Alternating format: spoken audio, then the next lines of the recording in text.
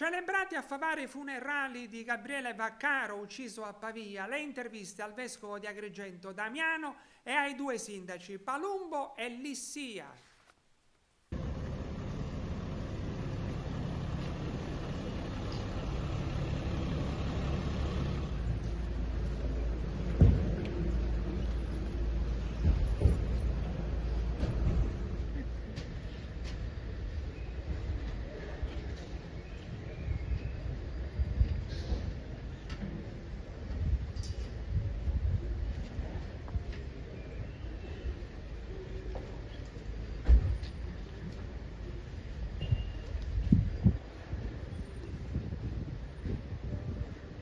È un grande dolore che ahimè si iscrive in un susseguirsi di gesti violenti, incomprensibili e inaspettati, che ci rivela una vita sociale ripiegata su se stessa, dove i momenti di violenza fioriscono improvvisi, senza ragioni apparenti e ahimè siamo, ma non dovremmo mai essere abituati a questa teoria di notizie quasi giornaliere e disarmanti.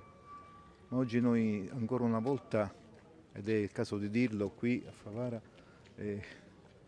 ancora una volta siamo qui per parlare della vita piena, siamo ancora qui a parlare tra la morte di resurrezione e di vita nuova. Favara non dimentica Gabriele, lo ha dimostrato oggi, come non dimentica tutti i suoi figli che in questi anni purtroppo sono andate via con delle tragedie. Oggi mi ha colpito la presenza di moltissimi dei genitori e dei ragazzi che sono stati colpiti da tragedie negli anni scorsi come segno di vicinanza e per dare coraggio alla famiglia.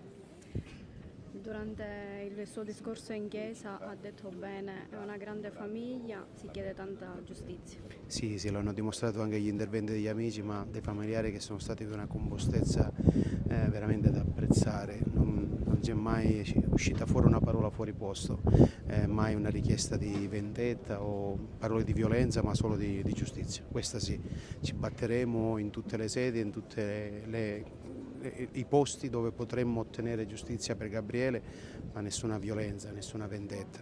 Siamo qua a raccoglierci nel nostro dolore.